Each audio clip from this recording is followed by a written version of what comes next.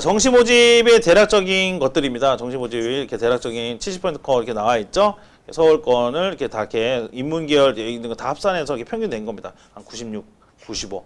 이건 이제 100분이니까 여러분들이 갖고 있는 모의고사 100분이나 비교해도 괜찮겠죠. 모의고사 100분이 국어, 영어, 영어 빼고 국어, 수학, 탐구가 2개니까 탐구 1, 탐구 2. 그래서 얘는 2로 나누고 이렇게 해서 합산하게 돼서 그 다음에 전체적으로 3으로 나누면 되겠죠? 이렇게 하면 되겠죠. 자, 이 정도 한 90대 정도 되고 그 다음에 여기 이제 80대 초반 이렇게 되죠. 80대 많이 내려갔습니다. 생각보다 예전보다. 국립대도 충남대 보시면 73 정도 이 정도 되죠. 교대도 많이 내져갖고 이 정도. 대략적으로 이렇게 수시를 정리를 내립니다. 자, 요거는 꼭 잘 기억하시면 좋겠어요. 뭐 사진을 한 찍던가 캡처를 하시던가. 자, 1등급 초중반. 저는 그동안 오랫동안 제 생각입니다. 저 1등급 초중반은 서울대 및 의대치대 한의대 약한수 정도를 지원할 수 있어요.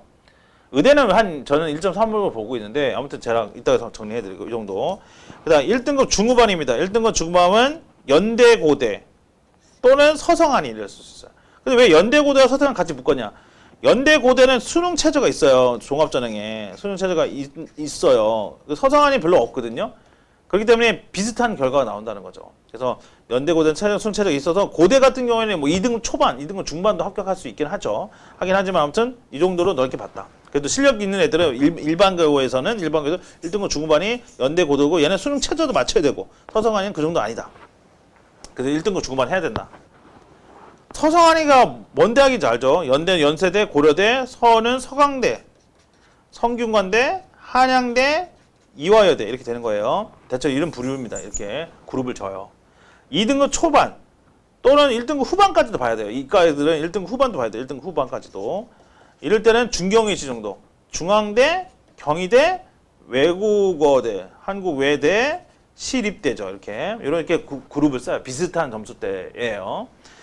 2등급 중반은 건동 2등급 중반 정도까지 해서 2등급 초반도 될 수도 있고 하지만 서류가 잘 되어 있는 친구들은 2등급 중반까지 바라볼 수 있습니다. 건동홍숙이에요. 뭐 사람 이름이 아니고 건국대죠. 건국대. 어떤 분들 이렇게 강의하다 보면 학부모님들 건양대라고 그렇게 하시는 분이 있는데 그건 아니고 병원 갔다고 친한 건 아니고요. 아무튼 건국대고 동국대, 홍익대, 숙대 이 정도. 2등급 중반은 국숭 세단 인하.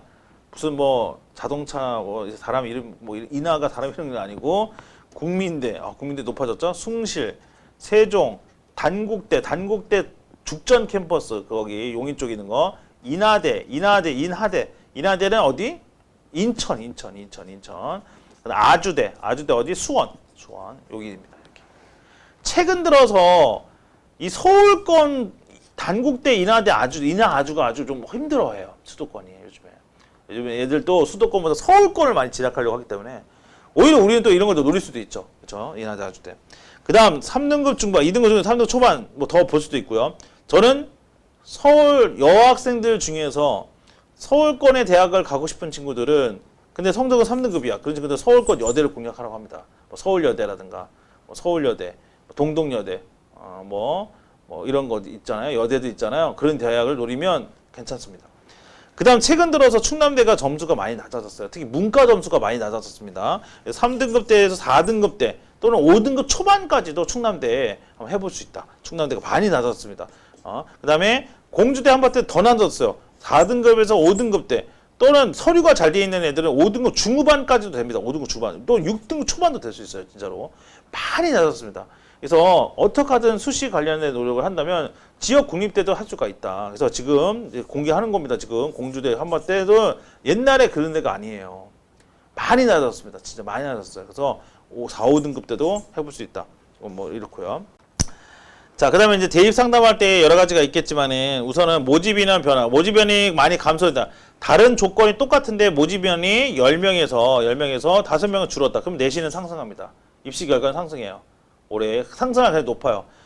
모집인원 증가했다. 5명인데 10명으로 증가했다. 그러면 모든 조건이 똑같다면 내신은 하락할 가능성이 높아요.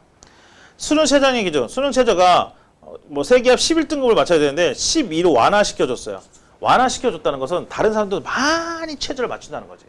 그렇죠? 다른 사람들도 최저를 많이 맞춘다는 얘기죠. 그렇죠? 많이 맞추니까 내신은 상승하죠. 입시 결과 상승할 겁니다. 최저학력 기준이 높아졌어요.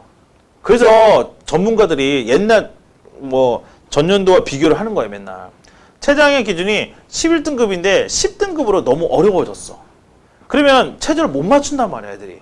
특히 뭐 대도시권 말고 농어촌 지역 애들 최저를 잘 못 맞춘단 말이야. 그러면 내신이 어떻게 하락할 수밖에 없죠. 못 맞추니까. 다 내신 요원이 다 떨어지니까. 경쟁률 변화. 경쟁률이 전년보다 상승할 것 같아. 그럼 내신은 상승합니다. 전년도보다 경쟁이 내려갈 것 같아. 계속 첫 번째, 두 번째다 보니까 내신은 하락합니다. 그다음 대학별 입시 결과와 대학별 환산 점수 이런 거 알면 좋겠고요. 그 다음에 앞으로 진로 선택 과목은 제가 고대, 서강대만 얘기했지만 아무튼 A 성취도를 계속적으로 받는 게 유리하다. 특히 고대와 서강대는 이게 너무나 특출나다. 너무나 특출나고 이제는 충남대도 A 성취도를 받는 게 상당히 유리해졌다라는 거 반드시 감정합니다. 자, 이거 종합전형에서 저는 요거를 많이 꼭 안내하고 싶은데요. 자, 여기서 보시면은 종합전형에서 특히 경영학과 쓰고 싶은 애들 많습니다. 경영 경제 애들. 그런 애들은 수학 내신이 상당히 중요하다. 수학 내신과 활동이 상당히 중요하다. 이걸 많이 본다. 특히 수학 내신 많이 봅니다. 그러니까 어떻게 하든 이과 학생들과 경쟁하서라도 수학 내신을 잘 받을 수 있도록 해야 되겠다. 공대 아까 말씀드렸죠. 공대는요 수학을 많이 보고요. 물리투를 했냐 안 했냐 이수 여부를 많이 봅니다. 그러면 공대 종합전형을 진학하고 싶은 친구들은 고등학교 1학년 때 선택하면 뭐 해야 돼? 물 1을 선택하고 가야 된다는 얘기지. 그래야 나중에 물 2를 할 수 있으니까. 그래서 이거 말씀드립니다. 미리. 의학계열이라든가 약학계열, 아무튼 의학계열, 전반적인 의학계열, 의대, 치대, 약학계열 이런 애들은 화투, 생투를 해야 돼요. 진짜로 여기에 종합으로 가고 싶은 애들. 종합으로, 근데 의학계열이 종합으로 가기 쉽지가 않아요. 솔직히. 근데 진짜로 일단은 그렇게 준비하고 싶은 친구들이 한다면 화투, 생투를 해야 돼. 화투, 생투 하려면 고1 때 뭘 선택해야 돼? 화원과 생원을 선택을 해야 되겠지. 그치? 그래야 나중에 화투, 생투가 되겠죠. 고3 때 선택할 수가 있겠죠. 그죠? 요거 미리 안내를 해야 되고. 그 다음에 신설 전형, 그 다음에 단기인 전형. 5배수 선발한다면 5배수에서 끊기면 좋겠죠. 그래서 내신 점수 한계가 있고. 근데 일괄 전형은 계속적으로 충원한다. 일괄 전형은 이제 1단계, 2단계 없이 그냥 내신 100% 선발한다. 이렇게 끝나는 게 있어요. 서류 100으로만 한다. 이런 전형이 있어요. 이걸 일괄 전형이라 하는데 이런 것들은 충원을 계속 했죠. 모자라니까 계속 충원할 수 있습니다. 그래서 그런 것도 있고. 자, 내신 전략. 이제 기말고사가 이제 한 달 정도 남았을 것 같아요. 자, 그래서 이제 기말고사, 내신 관련된 전략들 얘기 좀 하겠습니다. 내신은 무조건 챙겨야 돼요. 지금부터 정시 파이터가 나오면 안 돼요. 여러분들. 고등학교 2학년 남자 학생들, 내신이 낮다고요? 내신이 낮은데 수능 성적이 그렇게 높다고요? 정시 파이터를 할 사람들은 내신이 대략 3등급인데, 내신이 3등급이야, 혹시. 내신 3등급인데, 수능 모의고사가 학력평가 모의고사가 거의 2등급 이상 1등급 이상 나올 때 2나 또는 1.5 정도 나와. 이 정도 나오는 애들 그런 애들이 정시 파이터를 해야지. 비슷해. 내신 3등급인데 한 2.5등급 나오는 것 같아. 그러면 수시 준비해야 돼요. 근데 이런 애들이 많지 않죠. 3등급인데 2.5가 나온다? 이런 애들 많지 않아요. 솔직히 애매하게 나와요. 애매하게. 근데 이런 애들도 수시 준비해야 돼요. 수시 준비. 이렇게 3등급인데 꾸준하게 2등급 이상, 2등급이나 1등급 정도 이렇게 왔다 갔다 하는 친구들은 이런 애들이 정말 정시 준비, 수능 준비를 끝까지 하셔야죠. 애매한 애들은 그냥 내신 준비하는 게 더 좋아요. 그래서 내신 무조건 신경 쓰시고 그 다음에 시험 기간이 되면 시험은 최소한 3주간 준비를 하셔야 됩니다. 3주간 내신 준비를 하고 꼭 내신 관련된 문제집. 최근 들어서는 모의고사 문제집 사는 게 좋아요. 모의고사 문제집. 모의고사 같은 것들을 활용해서 선생님들이 출제 많이 하니까 모의고사 문제집. 개념을 이해하거나 또 개념을 이해하고 이 개념을 또 이해하고 또 이해해야 됩니다. 그래야 확실하게 학습 머릿속에 저장이 되니까. 그래서 또 학습을 정리하고 문제풀이. 결국 그 시험 문제는 문제풀이 나오니까 문제를 많이 풀어보고 거기에 빨리 적응하고 이런 단어는 이런 유형으로 나온다는 것을 빨리 아는 게 좋겠죠. 페이스를 잃지 마라. 여학생들은요 공부 쭉 잘하다가 꼭 시험 막판에 잃어버리는 애가 있어요. 멘탈 관리 못 해가지고 갑자기 막 누워있고 막 이런 애들 있어요. 마지막에 무력해하죠. 멘탈 싸움이다. 앞으로 세상 더 거친 세상 살아야 됩니다. 멘탈 관리. 난 할 수 있다. 멘탈 관리. 담대하게 생각하십시오. 시험 전날은 열심히 공부해야 됩니다. 왜? 암기 효과가 있어서 절대로 다른 게임이라든가 다른 운동이라든가 이렇게 다른 걸로 상관하지 않도록 시험 날에는 무조건 공부를 열심히 해줘야 됩니다. 그 다음 수행평가, 이 남학생들 얘기하는데 수행평가 꼭 제출해 주세요. 리스크가 매우 크다. 그래서 제출도 제출이지만 제대로 좀 해주세요. 남학생들. 중간고사는 자 이렇게 해요. 만약에 우리가 국어 시험이 있다고 한다면 국어 시험을 어떻게 계산하냐면 중간고사 100점 받았죠. 100점을 0.35 또는 0.4로 곱해요. 수행평가는 한 개 아니면 두 개를 봐요. 그게 30점이라 합시다. 30점을 한다면 30점 그대로 가요. 과정평가이기 때문에 그대로 곱하기 1을 합니다. 30점 그대로 이어간다는 거고. 기말고사 100점 받았지만 이것도 0.35 합니다. 그러면은 0.35 하면 35점이죠. 총점은 35점만 반영하는 거야. 수행평가 총점 30점이죠. 그쵸? 중간고사 뭐야? 35점이 반영되는 거야. 합산하면 뭐니? 합산하면 100이죠. 이게 100점 만점 환산점이야. 이렇게 해서 1등부터 아까 178등을 다 구분하는 거예요. 그런데 수행평가를 안 내. 수행평가 안 내면 기본 점수 한 15점 정도에서 13점 주거든요. 그럼 절반이 날아가는 거죠. 아예. 기말고사 절반 틀린 거랑 똑같은 거예요. 여러분들. 기말고사 절반 틀린 거랑 수행평가 안 낸 거랑 똑같다고. 수행평가를 열심히 해서 내주세요. 자, 이렇게 공부하는 것들, 여러분들 요즘에는 뭐 학습 플래너 같은 거 잘 안 쓰긴 하는데, 학습 플래너 쓰는 사람들은 잘 활용하시고, 뭐 이렇게 공부를 어떤 거 하겠다라 해서 OX 세모로 표현할 수도 있고요. 또는 내가 공부를 하루 종일 공부했던 시간, 공부했던 시간을 정리했던 것도 괜찮아요. 공부만 했던 시간, 인강 들었던 시간 말고, 공부만 내가 학습하고 외울 거 외우고 문제풀이하고 뭐 이랬던 시간들을 하루에 한 번 시간 해도 한 3시간 잡아도 쉽지 않을걸요? 3시간 이상만 해보십시오. 대단한 사람입니다. 그 다음에 아니면 여기에 내가 수행평가 같은 것도 있잖아. 수행평가 같은 거 정리해도 좋아요. 수행평가 수학은 뭐 해야 된다. 그 다음에 무슨 사회문화는 뭐 해야 된다. 또 나는 물리원에 뭐 수행평가 있다. 이런 것들 언제까지 해야 된다라는 것을 정리하면 좋겠고, 아니면 그날의 우선순위 1번 나 뭐 해야 된다, 2번 뭐 해야 된다, 3번 뭐 해야 된다, 이렇게 우선순위를 정하는 것도 앞으로 사회 나가는데 되게 필요한 덕목 중에 하나입니다. 자, 이거 이렇게 학습플래너 자기 정리한 것들이죠. 자, 이거 남학생입니다. 남학생도 이렇게 할 수 있다는 거죠. 그렇죠? 제가 이렇게 사인도 해주고 해줬습니다. 남학생도 특히 정리할 수 있고 이렇게 할 수 있습니다. 자, 이것도 남학생이 정리한 겁니다. 이렇게 자기가 어떤 수학 같은 것들을 이렇게 자기가 도식으로서 이렇게 표현할 수도 있겠죠. 그렇죠? 이렇게 정리를 한 겁니다. 이렇게 도식으로서 자기 스스로 어떤 노트를 만들거나 이렇게 정리한다면 인지정교화가 잘 될 수가 있고, 그렇죠? 이런 것들 또 개념을 이해하는데 매우 좋습니다. 또 이런 것들도 생활기록부터 쓸 수 있고요. 생활기록도 교과서 때 쓸 수 있어요. 이렇게 한번 정리해 보십시오. 이런 것들. 자, 이것도 남학생입니다. 자, 제가 또 지리교과긴 하지만 남학생들도 이렇게 이쁘게 할 수가 있습니다. 이 남학생들 저는 맨날 뭐 수업 필기 같은 것들 매일 강조합니다. 제가 말하는 것들은 금방 사라지지만 여기다가 적어 놓으면 절대 사라지지 않죠. 그래서 필기라든가 이거 되게 중요하고 내신 관리 되게 중요합니다. 이 남학생들은 특히 여학생들처럼 따라가고 성적을 향상시키려면 꼼꼼하게 필기하는 습관을 가져야 됩니다. 여학생들 습관을 그대로 배워야 돼요. 꼼꼼하고 알록달록하게 할 수 있도록 그렇게 노력을 해야 되고, 저는 그런 식으로 애들 필기도구부터 검사를 합니다. 필기도구부터. 자, 그래서 이렇게 형광펜이라든가 수정 테이프라든가 이런 거 꼭 사게 하고요. 저는 그래서 이렇게 애들 알록달록하게 할 수 있도록, 필기할 수 있도록 그런 걸 많이 강조하고 좀만 가르쳐 주면요, 다 나중에 너무 잘합니다. 뭐 대전고등, 유성고등 제가 있었던 학교들 나중에 되게 잘해요. 정말. 자, 여기 글씨도 잘 쓰죠. 글씨도 잘 씁니다. 또 자기네들이 또 스스로 더 예쁘게 하려고 해요. 또. 자, 그 다음에 학습법 간단하게 할게요. 제가 뭐 각각의 분야의 전문가는 아니지만은 저도 여러 가지 공부를 하고 여러 가지 이제 그런 것들 바탕으로 해볼게요. 국어입니다. 아까 말씀드렸던 것처럼 국어가 비문학이 어려워. 비문학이 어렵죠. 비문학이란 것은 아까 독서죠. 독서. 그리고 독해 능력이 신장돼야 됩니다. 어렵고 길어지고 제시문이 다양해지기 때문에 길어진 제시문을 제때 풀려면 한다면 독해 능력을 해야 되고 다양한 비문학에 대한 관심도를 높여야 되겠고, 그럼 독서를 하고 평상시에 다양한 독서를 해야 된다는 거지.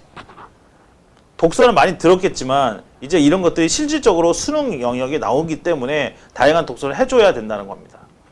그 다음 다양한 분야의 독서 활동은 좋다. 그 다음 영어예요.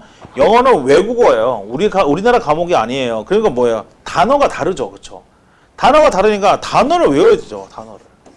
계속적으로 단어 공부를 해야 되고, 영어에 대한 그 다음에 나중에 이제 문법 공부도 같이 해야 되겠죠. 그렇죠? 근데 일단 기본적으로 단어에 대한 공부를 많이 해서 긴 제시문을 빠른 속도에 풀어야 되거든요. 한 제시문당 영어가 듣기평가 빼면 대략적으로 70분 중에 듣기평가 빼면 대략 한 55분이에요. 55분 동안 몇 문제니 30여 문제를 풀어야 되거든요. 그러면 거의 한 제시문당 1분 30초 만에 풀어야 돼요. 빠른 속도의 독해와 그거를 또 정확하게 문제를 또 이해할 수 있는 능력들이 필요하니까 영어도 상당히 공부가 많이 필요하다. 또 하나 저는 영어 공부를 많이 강조하는데 그 이유는 뭐냐면 솔직히 수학이 대입에서는 되게 중요한 과목이잖아요. 근데 실질적으로 사회 나가면 이제 곧 대학교 들어가게 되면 뭐가 더 중요합니까? 영어가 더 중요하죠. 그렇죠? 대학교 나가면 뭐 수학도 중요하겠지만 대학교 나가고 사회 나가게 되면 영어 능력, 어학 능력이 되게 뛰어나고 한다면 그 친구들 많이 선발하잖아요. 채용하잖아요. 그래서 영어 공부를 잘하면 좋겠다. 수학입니다. 수학 참 학원도 많이 다니시고 막 그럴 텐데요. 우선 수학은요. 문제풀이도 중요하지만 기본 개념을 계속적으로 이해하는 게 중요해요. 내가 미분을 왜 공부하는지, 미분의 개념이 뭔지, 미분이 자세하게 나눈다는 뜻이잖아요. 미분이라는 것이 아주 자세하게 미세하게 나눈다는 뜻이잖아요. 그렇죠? 뭐 이렇게 돼 있으면 이걸 미세하게 나눠서 이렇게 해서 계산할 수도 있을 거 아닙니까? 그렇죠? 이런 것들이 미분이고, 적분이란 것은 쌓여서 여러 가지 만든다는 거죠. 이런 것들을 다시 미분 세세하게 나눌 수 있지만 또 이렇게 세세하게 더할 수도 있겠죠. 그렇죠? 그럼 방정식은 왜 필요하고, 미분과 적분이 왜 필요하고, 그렇죠? 그런 것들을 확실하게 이해할 수 있도록 해야 되겠고, 그러면 이해할 수 있도록 하는 공부 습관은 뭐냐? 그건 이거예요. 친구에게 자꾸 설명하는 거예요.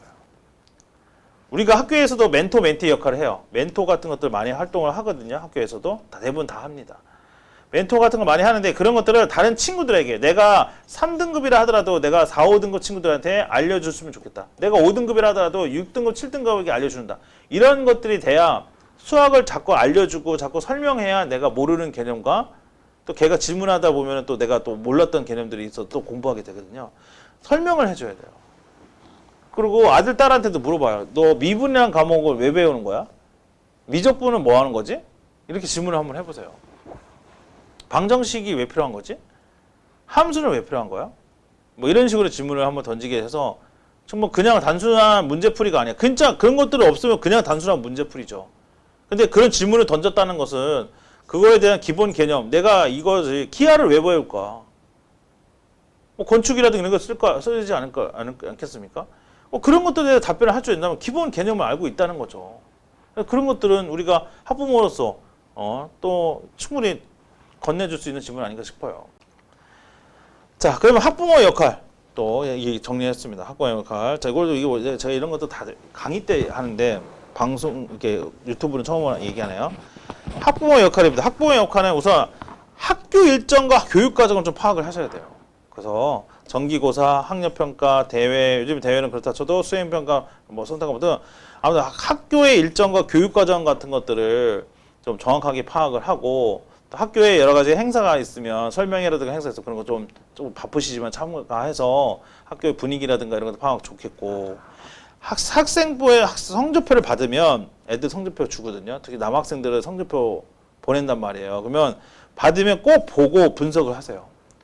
그게 귀찮으면 사진이나 찍으세요. 나중에 컨설팅이나 받게. 사진 찍거나 성적표 잘 모아두세요. 복사 몰래해서 모아두세요. 성적표를 관리를 해야 나중에 아까 대입 컨설팅이라든가 이런 거 받을 때 성적표를 꼭 가져오라고 한단 말이에요. 그걸 가져오지 않으면 분석할 수가 없잖아요. 그래서 그걸 꼭 성적표를 꼭 보고 다 연말이라든가 이럴 때 다 나와요. 다 기말고사 봤으면 기말고사 끝나고 3, 4주 되면 반드시 나와요. 모의고사 봤어. 올해 11월 달 모의고사 봤어. 그럼 3주 뒤면 다 반드시 나와요. 성적표가. 대입 상담과 컨설팅 꼭 받으세요. 용기 내서 받으세요. 저 성적이 5등급인데 5등급인가 받아야지. 저 6등급인데 6등급인가 더 자세하게 받아야지. 그래서 대입 상담 컨설팅 꼭 받으시기 바랍니다. 대전교육청이든 각 구청 상담이 있으니까 신청하시고 대입 정보 파악하십시오. 유튜브 여러 가지 막 뭐 드라마나 영화라든가 뭐 이런 거 뭐 취미생활 너무 좋아하실 수도 있지만 저희 유튜브에 대전 진로 진학 TV가 있어요. 저희가 이거 대전 지금 구독자 수도 되게 많고 막 그래서 상당히 저희 그 컨텐츠 매일 매주마다 올리고 있거든요. 면접도 되게 많이 듣고 있고 알짜 그래서 구독해 주시면 너무 감사하고 한데 이 유튜브라든가 대입 설명회 같은 걸 통해 가지고 직접적으로 또 유튜브를 통해 가지고 대략적인 공부 같은 걸 하는 게 조금씩 좋겠죠. 알면 많이 좋죠. 그죠?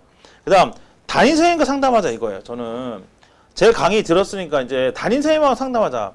요즘에 담임 선생님들이 그러니까 학부모들이 학교에 와서 상담하지를 않아요. 코로나 이후부터 안 해요, 거의. 그러면 그게 좀 어색하면 전화라도 상담하실 수 있죠. 전화로 뭘 하냐? 우리 학생이 학교 생활 잘하냐 물어보라는 얘기지. 사실적으로. 청소 같은 건 잘해요?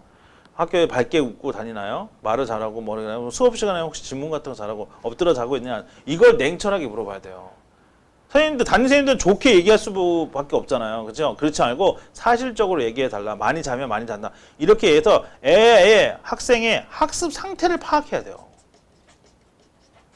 만약에 정말 이상이 있다고 한다면 빨리 진단 내리고 열심히 하면 칭찬해 주고 이렇게 해서 애가 학교에서 잘 적응하고 있는지의 상태를 파악하라는 얘기예요. 성적은 어차피 나오니까 알아요. 근데 애가 학교에 적극적으로 재밌게 학교 다니는지는 전화는 할 수 있잖아요. 뭐 학부모 찾아가면 더 좋겠지만 더 하죠. 이거 뭐 5등급인데 저 애매한데요? 6등급 이러니까 더 가야 되는 거 아닙니까? 5등급, 6등급이니까.